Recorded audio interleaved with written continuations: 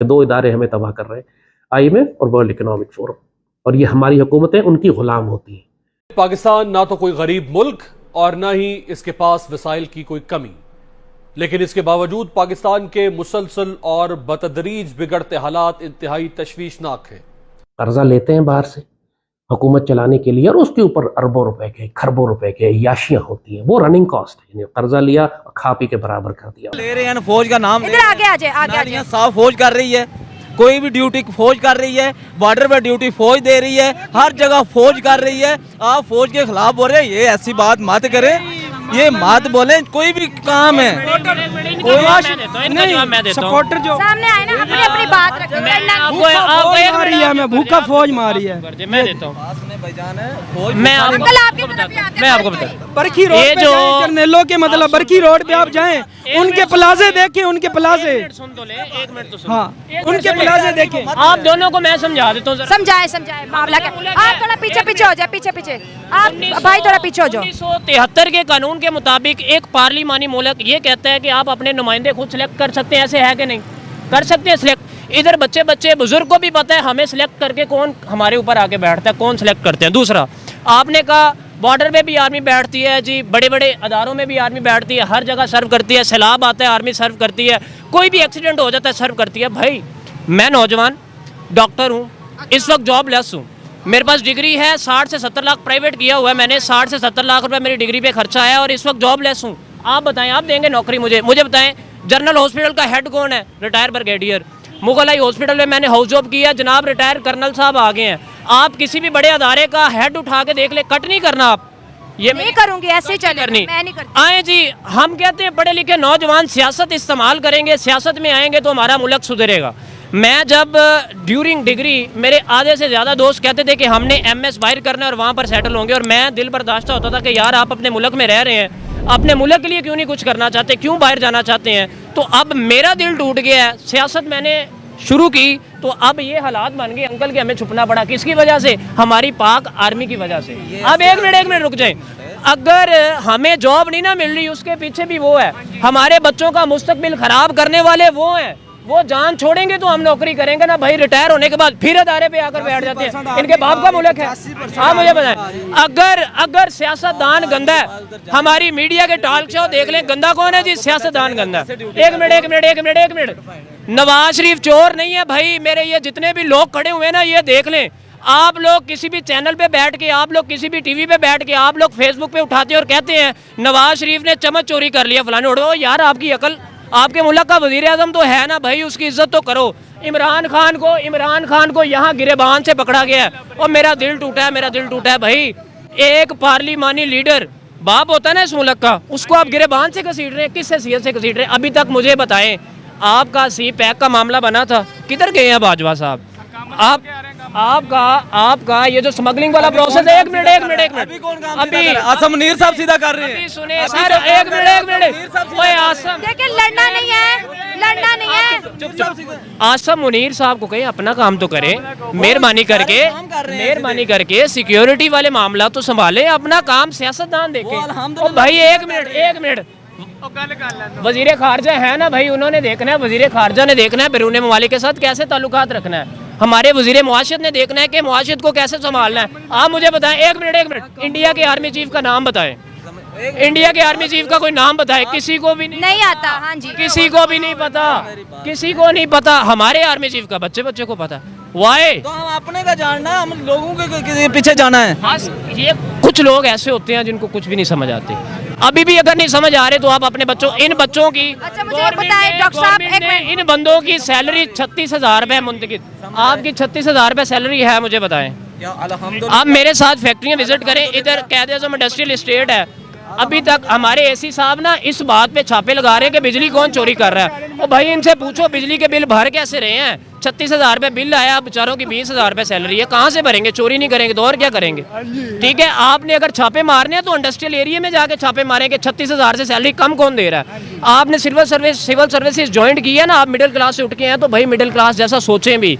अगर सियासत में आना है तो आप लोग आएँ। कब तक गाड़ियों वालों के पीछे नारे लगाते रहेंगे? मैं हूं ना सियासत में, यकीन माने मेरे छुपने के लिए जगह नहीं थी। अपने दोस्तों के पास बलूचिस्तान गुजार गए हैं, अब आके हमने इधर आके गुजारी है। ये भी किस वजह से? हमारी पाक आर्मी की वजह से। ये देखें, एक तरफ तो मुल्क की मैशत उधार और एडहॉक पॉलिसीज पर चलाई जा रही है, दूसरी जानिब ग़िज़ाई अशिया, बिजली, गैस, पेट्रोल, अद्वियात, तालीम समेत हर जरूरत जिंदगी की बढ़ती कीमतों ने अवाम में मायूसी और हैजान की कैफियत। 1947 में बरतानिया से आजादी मिली। आज भारतीय साइंसदान चांद पर कदम रखने के बाद सूरज को मुसख्खर करने की कोशिश मगन है। इसराइल जो 1948 में दुनिया के नक्शे पर एक छोटे से नुक्ते के तौर पर उभरा, उसके मुहक्किकीन ने एक ऐसा चश्मा इजाद कर लिया है जो नाबीना अफराद को देखने के काबिल बना सकता है। सिंगापुर 1965 में एक छोटी सी शहरी रियासत के तौर पर वजूद में आया। उस वक्त सिंगापुर में बच्चे ग़िज़ाई किल्लत का शिकार थे और लोगों के घरों में बैतुल खला तक नहीं था। गलियां जराइम का गढ़ थी, लूटमार थी, किसी भी वक्त कोई भी किसी से कुछ भी छीन सकता था। गैंग वॉर्स थी, ताकतवर के लिए कोई कानून नहीं था, जिसकी लाठी उसकी भैंस थी। हालात बिल्कुल ऐसे ही थे जैसे किसी भी तीसरी दुनिया के नाकाम मुल्क के होते हैं। लेकिन फिर एक तब्दीली आई और यह मुल्क देखते ही देखते तीसरी दुनिया के ममालिक की फहरिस्त से निकलकर दुनिया के तरक्की याफ्ता ममालिक में शामिल हो गया। आज सिंगापुर में ख्वानगी की शरह 97% है, जबकि पाकिस्तान में 41% लोग तो सिरे से लिखना पढ़ना तक नहीं जानते। आज सिंगापुर दुनिया का मुआशी हब बन चुका है, जबकि हम मुल्क चलाने के लिए कभी आलमी मालियाती इदारों और कभी दोस्त ममालिक के सामने कशकोल फैला रहे हैं।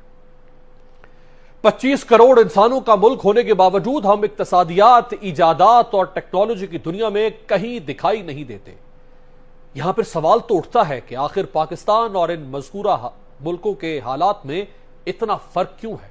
इस वक्त हम कोस क्या रहे हैं? हम ये कोस रहे हैं कि G20 जो हुई दिल्ली में, और उसमें खासतौर पे मोहम्मद बिन सलमान सऊदी अरब के क्राउन प्रिंस वो गए पहले G20 समिट में, उन्होंने शिरकत की। वहाँ पे एक इकोनॉमिक कॉरिडोर जो है उसका MOU साइन हुआ और 300 अरब यूरो का प्रोजेक्ट, और वो इंडिया, मिडल ईस्ट और यूरोप वो एक लिंक बनाया जा रहा है। एक CPEC के मुकाबले में उन्होंने एक अनाउंस किया, और उसके बाद फिर क्राउन प्रिंस मोहम्मद बिन सलमान का स्टेट विजिट शुरू हो गया इंडिया का, और ये कभी भी नहीं हुआ, माजी में कभी भी नहीं हुआ। इवन बाकी जो हमारे दोस्त नहीं हैं, जो दोस्त नहीं है लेकिन हमारे स्ट्रेटेजिक पार्टनर समझे जाते हैं, वो भी कभी ऐसा नहीं हुआ कि वो इंडिया जाएं और हमारे एक चाय की प्याली। आर्मी की रिस्पेक्ट करनी चाहिए यार। मैं ये कहूंगी, हम देखें रिस्पेक्ट करते हैं उन लोगों की जो हमारे उनकी लिए वजह जान से, देते देखें मेरी बात सुने, उनकी वजह से हमारे सरहद महफूज हैं, ठीक है। उनकी वजह से हम घर में सुकून की नींद सोते हैं। मसले मसाइल अपनी जगह, उनका हल भी हो सकता है।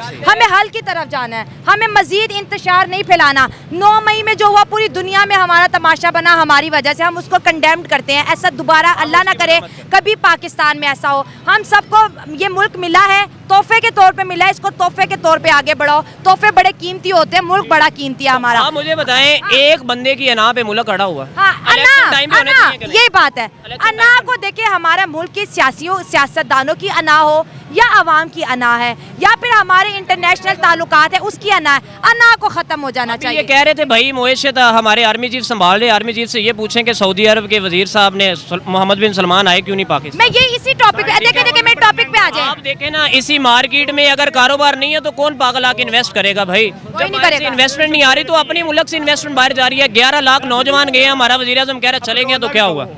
नहीं, मेरी बात सुने, सऊदी का जो शहजादा है इंडिया के साथ इलेक्ट्रिसिटी बिल पे जो है प्रोजेक्ट पे काम कर रहा है। इंडिया उन्हें बिजली सप्लाई करेगी, इंडिया उनके साथ कॉरिडोर बना रही है।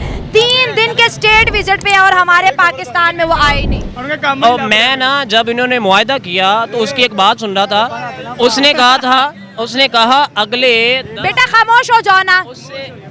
उनके वजीर आज़म ने कहा कि मैंने इंडिया में इतनी इन्वेस्टमेंट ले आया हूँ कि अगले 10 से 20 साल अगर कोई इन्वेस्ट ना भी करे तो हमारा मुल्क तरक्की करे। ऐसे ही कर भी रहा है वो। और बस ये हमारे लिए ना लम्हा फिक्री है। अभी भी जो कुछ लोग कहते हैं कि हमारे सियासतदान गंदे हैं, उनको सोचने की बात है।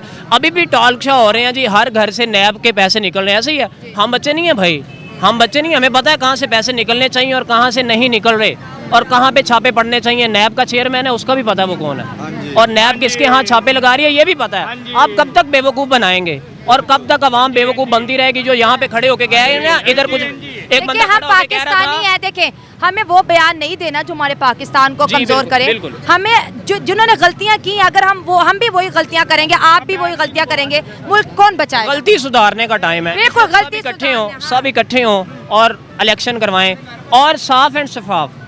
जिसको भी मैं के लिए न रुके। तो बहरहाल ये पहली दफा हुआ। पाकिस्तानी ये तो नहीं कर रहे थे कि यकदम हम देख रहे हैं कि सऊदीज और यूएई जो है ना वो आके वो जो ब्लॉक का हिस्सा बने हैं इंडिया के साथ, और जिस तरह की रिसेप्शन वहाँ पे उनको क्राउन प्रिंस मोहम्मद बिन सलमान को मिली है, वो मेरा ख्याल है पाकिस्तानीज़ के लिए थोड़ी सी सरप्राइजिंग थी। और जिससे ये सवाल उभरता है कि आखिर क्या ऐसी चीज़ है कि शहजादा मोहम्मद जो है 3-4 साल पहले वो खान साहब के साथ बड़ा इतनी मोहब्बत प्यार के साथ है, F-16 तैयार, उन्हें उनको सलामी दी, खान साहब उनको खुद ड्राइव करके ले गए, वो सऊदी अरब गए तो शहजादे मोहम्मद ने उनको ड्राइव किया इसी तरीके से। 2019 तक तो बड़े इंतहाई आइडियल हमारे रिलेशनशिप थे सऊदीज़ के साथ। फिर क्या हो, व्हाट वेंट रॉन्ग, जो अभी तक वो लग रहा है कि मतलब हम उनको ठीक नहीं कर पा रहे, तो कहाँ पे गलती हुई? भारत जो कि इस वक्त चीन का भी बिजनेस पार्टनर है, रूस का भी बिजनेस पार्टनर है, अमेरिका का भी बिजनेस पार्टनर है, और मुस्लिम दुनिया के जो खाते पर पीते मुल्क हैं उन सब का चहेता है, और ऊपर से 20 दुनिया की बड़ी मईशतों का मेज़बान है, और ऊपर से इतना शानदार मुस्तकबिल है, और ऊपर से चांद पर पहुंच चुका है, और सूरज की तरफ उसकी पेशकदमी जारी है, और ऊपर से दुनिया की सबसे बड़ी मिडिल क्लास मार्केट उसके पास है, और ऊपर से 650 अरब डॉलर से ज़्यादा उसका ज़र मुबादला है, और ऊपर से बरतानिया का वज़ीर आज़म हो या ऋषि सुनक या कोई भी IT की कंपनी का बड़ा ले लें, वो भारतीय निकलता है। लेकिन इससे एक अहम चीज़ ये है जो मेरा ख्याल पाकिस्तानी इसको सोचनी चाहिए, और ज़रा ठंडे दिमाग से सोचनी चाहिए हर बात पे, क्योंकि हमने ठेका लिया हुआ है ना मुस्लिम उम्मा का, हर बात में हम ही होते हैं कि जनाब हमने पूरी दुनिया में कहीं पे भी कोई प्रॉब्लम है हम ओनरशिप ले जाते हैं, हम एजिटेट करना शुरू कर देते हैं, और हम दुनिया भर के साथ रिलेशनशिप जो है ना वो एक ही आंख से देखते हैं कि जनाब के हमारे मुसलमान भाई हैं तो उनके साथ जो कुछ भी अच्छा बुरा हो रहा है तो हम उस पर जाएंगे और लड़ेंगे भिड़ेंगे, उन ममालिक के साथ तल्लुकात भी ख़राब करेंगे जिनके खित्ते में मसाइल है। मसलन मिडल ईस्ट की सबसे बड़ी मिसाल देखते हैं कि इसराइल के साथ उन्होंने जंगें लड़ी हैं, मतलब हाँ ये खित्ते के तकरीबन तमाम मुल्कों के साथ उनके प्रॉब्लम रहे। अब हम देखते हैं जिनसे उन्होंने जंगें लड़ी थी उन्होंने एक दूसरे को उन्हें रिकगनाइज भी कर लिया, डिप्लोमेटिक रिलेशन भी है, ट्रेड रिलेशनशिप भी हो रहे। हम अभी तक अपने उस पर खड़े हुए हैं कि नहीं जनाब हम तो लड़ेंगे मरेंगे, हम तो नहीं करेंगे, जो भी हमें उसके नुकसान हो रहे होंगे। सवाल ये है आखिर क्या वजूहत हैं कि सऊदी अरब और यूएई स्पेशली दो बड़े मुल्क हैं जो पाकिस्तान के बड़े इंतहाई पार्टनर रहे हैं, वो अब इंडिया के साथ ट्रेड करने में, इन्वेस्टमेंट करने में वो इंडिया को ज़्यादा सेफ समझते हैं, सिक्योर समझते हैं, ज़्यादा बेहतर रिलायबल समझते हैं। वो पाकिस्तान में वो आके इन्वेस्टमेंट करने को तैयार नहीं है, या अगर वो तैयार हैं तो हम उनको